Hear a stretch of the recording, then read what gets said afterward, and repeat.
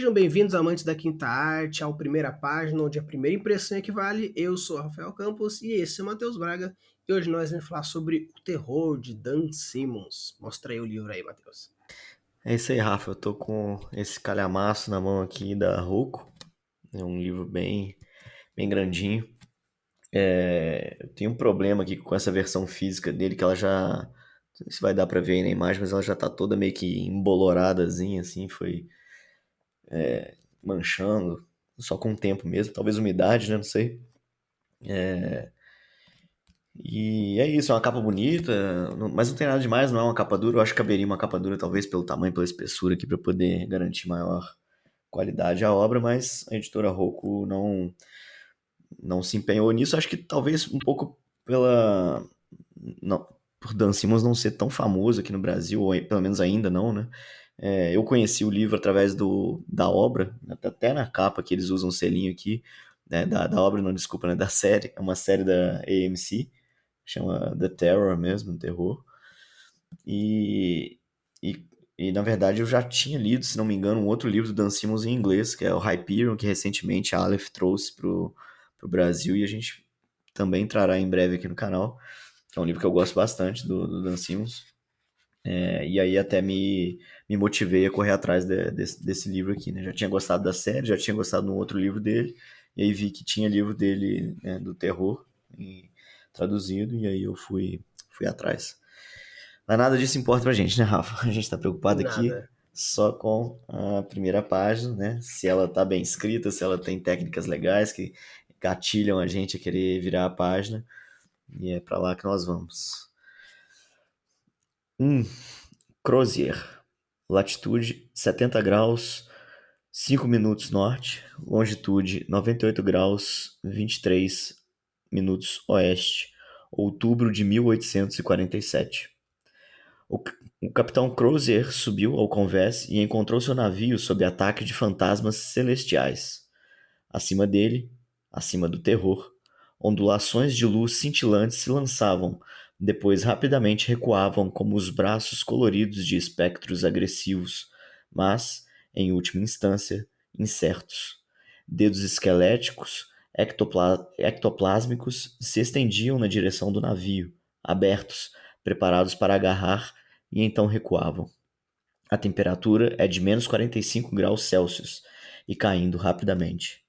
Por causa da neblina que se formara mais cedo, durante a única hora de crepúsculo fraco que agora fazia as vezes de dia, os mastros encurtados, os três mastaréus da Gávea, joanetes, maçame superior e as vergas mais altas foram removidas e guardados para reduzir o risco de queda do gelo e diminuir as chances de o navio tombar por causa do peso do gelo neles. Pareciam árvores grosseiramente ressecadas e sem copas, refletindo a aurora que dança de um horizonte quase invisível para o outro. Enquanto Crozier observa, os campos de gelo irregular ao redor do navio ficam azuis, depois violeta sanguíneo, a seguir tão verdes quanto as colinas de sua infância no norte da Irlanda. Quase a 1,5 km da proa de estibordo, a gigantesca montanha de gelo flutuante que esconde de vista o navio irmão do terror, o Erebus, parece que por um breve e falso momento irradiar cor de dentro, brilhando a partir de seus próprios fogos frios internos. Levantando a lapela e inclinando a cabeça para trás no hábito de 40 anos de conferir o estado de mastros e cordas, Crozier percebe que as estrelas acima queimam geladas e fixas, mas aquela perto do horizonte não apenas cintilam, oscilam quando observadas, se deslocando em golpes curtos para a esquerda, depois para a direita, a seguir para cima e para baixo. Crozier vira aquilo antes, no sul distante, com Ross, bem como naquelas águas em expedições anteriores. Um cientista daquela viagem ao Polo Sul, um homem que passara o primeiro inverno no gelo de lá, raspando e depois polindo lentes para seu próprio telescópio, dissera a Crozier que a perturbação das estrelas provavelmente se devia à rápida refração cambiante no ar frio parado pesada e desconfortavelmente sobre os mares cobertos de gelo e massas de terra congeladas invisíveis. Em outras palavras, sobre novos continentes nunca antes vistos por olhos humanos. Ou pelo menos, pensa Crozer, naquele Ártico Norte, por olhos de homens brancos. Fim da segunda página, pela metade quase, né? Porque o parágrafo vai bem adiante. Vim na metade da segunda página. Pois é. Mas, vamos lá, Vamos vamos lá. falar um pouco sobre então Primeira página e meia de O Terror. primeira página e meia, exatamente. Olha, eu achei interessante esse posicionamento geográfico, né? Talvez se jogar no Google Maps até consiga ter uma ideia de mais ou menos onde possa acontecer a história. Acho isso bem interessante, bem intrigante, na real. Achei uma primeira página, um primeiro momento, um parágrafo inteiro lá. O Capitão Cruzeiro subiu com o velho, não sei o que, não sei o que, não sei o que, recuava, não sei o que, não sei o que. Esse primeiro trecho, esse primeiro parágrafo, ele me chamou muita atenção, mas tipo assim, pra caramba, porque uma primeira frase que diz: o Capitão Cruzeiro subiu ao convés e encontrou seu navio sob ataque de fantasmas celestiais. Falei, cara, já começou o livro já com o maluco já apanhando Estourando de já. fantasma, né? Pelo Sim. menos é o que diz aí. E gera uma interpretação de luz cintilantes, coloridas, espectrais agressivos e não sei o que, não sei o que, não sei o que. E gera, pelo menos me gerou uma dúvida, né? Porque eu não, porque pelo nome terror, você já imagina que deve ter um fator de terror, né? Provavelmente dito na história. E considerando mais ou menos como a separação é, nem todo autor faz assim, mas normalmente terror é histórias mais psicológicas e horror né, mais de criaturas. Então eu fiquei levemente confuso de que será que esses fantasmas são realmente criaturas, considerando que é história de terror? Ou o fato de ser tá no norte, tem o frio, ilusão, térmico, menos 45 graus, e são homens brancos e não são homens nórdicos. Então, me deu muita curiosidade para saber o que é isso. Porém, do segundo parágrafo para frente, ele começou a me perder aos pouquinhos nesse ponto. Eu vou concordar 100% aí da tua primeira análise, Rafa. A verdade, sim, eu gosto muito da primeira frase, mas daria um enter nela também, porque prefiro um primeiro parágrafo grande. E eu acho que assim, já continuaria no segundo parágrafo, que ainda tem um pouco da mesma pegada, que é essa de criar essa dúvida se é terror, se é horror, se é sobrenatural, se não é, né? O que está acontecendo aqui com esse personagem. E eu acho que tem muito poder esse início que ele criou. E aí, de fato, depois, né, quando ele entra aqui no que é o segundo parágrafo dele, ele começa a ficar bem mais, não sei se metódico, descritivo. Eu acho que é um pouco da caracterização do personagem, para mostrar que ele entende do navio dele, né, da função dele, de que ele já está há anos e anos aqui exercendo viagens, né? Então, eu acho que tem um pouco disso, de caracterização do personagem, mas achei de fato que perde um pouco o leitor, né? E tem outra questão, que não sei se você percebeu, mas que me incomodou bastante, que é a mudança de tempo de narrativo, né? Esse primeiro parágrafo, ele começa no passado. O Capitão Cruiser subiu ao convés e encontrou o seu navio, tá tudo no passado, né? E aí depois ele começa a descrever no presente. A temperatura é de menos 45 graus Celsius e caindo rapidamente, né? Sim. Então, assim, Observa, levanta, isso, exato. inclina, percebe. Sim, Exato. Eu acho assim, não tem problema nenhum em você escrever no presente pra mim. Na verdade, não é meu estilo favorito, né? Mas não a ponto de falar, não, o livro é ruim por causa disso, não. Mas o que me incomodou aqui foi a mudança. Eu não sei como é que ele vai seguir aqui no restante do livro. Parece que é tudo no presente, ou pelo menos esse capítulo seria no presente. Aí eu não entendo qual é a escolha dele ter colocado no passado só o primeiro parágrafo, né? Por que que já não colocou no primeiro? De cara, o Capitão Crozer sobe ao convés, por que que já não começou assim já, entendeu? Me gera essa dúvida. É, e... Mas eu continuo contigo. Acho muito bom o início e me perde um pouco, né, adiante. Daria para edição, talvez, não sei, acho que talvez teria que ficar um pouco apertado, né? Colocar tudo que a gente leu na primeira página só, porque tem um pouco de vãozinho aqui no começo, tem um espaçozinho, querendo ou não, aqui de branco, né? Onde tem ali o título, aquela menção à posição geográfica que eles estão, né? Daria talvez para a editora tentar evitar isso. Sim. Mas enfim, acho que é por aí. Mais alguma Eu informação que acho tem a ver? que se por acaso, assim, por exemplo, uma forma que talvez diminuísse um pouco o meu incômodo nessa mudança de tempo, seria, no final desse primeiro parágrafo, fazer aquela separação de 3 pontinhos ou aquela separação dupla. Justo. Porque como existe essa separação tripla que a gente fala, né, que são aqueles 3 pontinhos grossos separando os parágrafos, né, isso mais no Brasil, nos Estados Unidos, às vezes eles fazem um risco ou fazem um duplo enter, deixando um Uhum. espaço maior entre os parágrafos.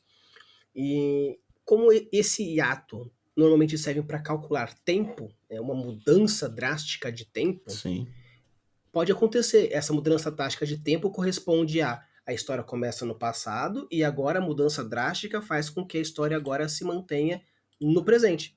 Justo. Então, é, apesar de ainda me incomodar um pouco essa mudança brusca, mas pelo menos ele já traz um negócio dizendo, olha, aqui houve um hiato de tempo, por isso que antes era no passado. É como se a pessoa tivesse meio que contando rapidamente o que aconteceu para o primeiro imediato e agora a história continua no presente, como se fosse, então, ontem a gente aconteceu isso e aquilo outro, agora vem comigo porque tal coisa. Ok, Uhum. acho que seria bem justo, inovador, nunca vi coisa assim, mas eu acho que essa falta de passagem de tempo mais bem marcado faz com que fique aquela sensação de transcrever. Eu estava escrevendo no passado e agora eu escrevo no presente, uma correção mal feita, Uhum. às vezes um leitor beta sugeriu mudar para presente para ficar um negócio mais dinâmico, mais no terror assim, ele fez isso correndo, mas daí fez um enxerto e não sei o quê.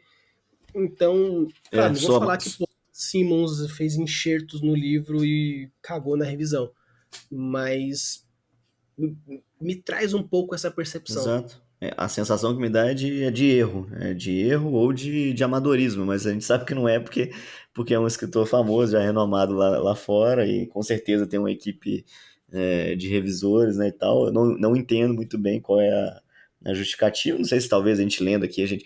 Ou então me parei para pensar aqui agora uma coisa que pode ser também, Rafa, não sei. Às vezes um indício de loucura do personagem, né? Que a gente tava ali naquela dúvida, ele tá ali com espectros e tal, será que é monstro, será que não é? Ou às vezes ele tá só doido mesmo, e aí pra causar essa confusão mesmo, o autor colocou de propósito. Eu confesso que se for isso, sai meio que um tiro pela culatra, né? Porque pode causar essa sensação ruim para não só pra gente como causou, como para outros leitores, né? Às vezes o cara tem que parar Sim. para diluir, por que ele fez essa mudança e tal, com calma, né? Mas me veio isso aqui agora, que é realmente que pode ser que tenha alguma relação, Sim, normalmente a galera lê livro como entretenimento, né? né? Agora nós estamos fazendo meio que como trabalho em que a gente para e reflete, discute, não sei Exato. o que, não sei o que, não sei o que. Então, assim, mas um leitor casual não vai para cada página, fica, não, porque será que não Exato. sei o que, não sei o que. É a mesma coisa que você vê um filme pausar de cada 15 minutos para discutir com um Para colega. refletir sobre ele. Exatamente. Talvez uma série, beleza, teve um episódio, discute para o próximo, talvez Isso. no final de um capítulo, Uhum. mas uma mudança drástica no meio de um capítulo é estranho. Que até meio que concordando com o Matheus, mas discordando parcialmente, seria assim, o primeiro parágrafo, ele já cria uma dissonância de estranheza, onde poderia muito mais mostrar essa possível loucura nessa descrição maçante que acontece no segundo parágrafo. Uhum. Porque eu sinto que Dan Simmons quis, sim, caracterizar a personagem. Sinto que ele quis, sim, colocar um gatilho da autoridade, meio que assim, falando, ó, Uhum. o capitão manja e eu manjo, Uhum. então espere por coisas mais, já que começou a história meio que com as coordenadas Fantasia. náuticas do barco, então eu tenho esse conhecimento náutico, ou pelo menos estudei para escrever isso, então espere mais momentos como esse. Show, Uhum. beleza. Mas se durante isso, né, essa mostra de conhecimento mostrasse outras coisas, o que está acontecendo, o que está passando na cabeça dele, porque Sim. nesse segundo parágrafo ainda meio que ele descreve juntamente com algumas coisas, mas chegando para o terceiro e virando a página, o terceiro parágrafo não traz informação nenhuma. Talvez um pouco do passado, mas nisso a gente já virou a página e já se perdeu. Uhum. Então, para mim, o primeiro parágrafo gostei pra caramba, o segundo Exato. parágrafo manteve algumas coisas, e no terceiro parágrafo já começou a me perder. Então, Já começou me perdendo, acho que no segundo mesmo. Tem... O primeiro é muito bom, o segundo é mais ou menos, e o terceiro foi caindo, né? De fato. Mas eu acho que talvez tenha um pouco disso, tanto, eu não sei. Tô imaginando aqui porque já passando pano pro Dancino já, acho que ele deve ter pensado nisso quando escreveu. Agora, de fato, eu concordo, daria pra você fazer isso mesmo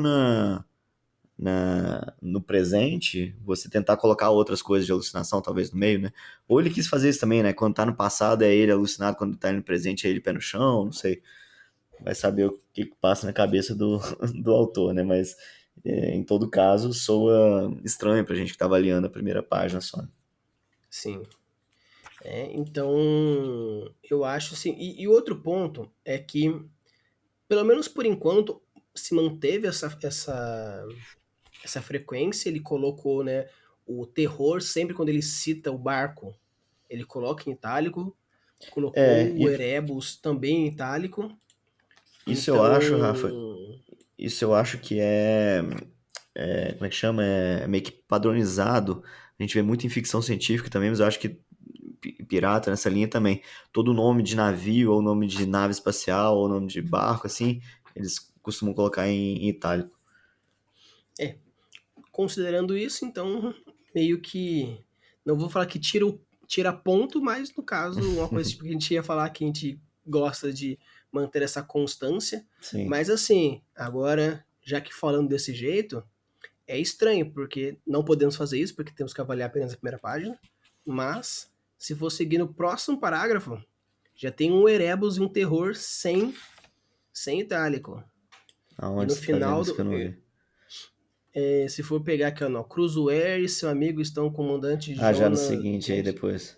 Já tem um Erebus e o terror na penúltima linha.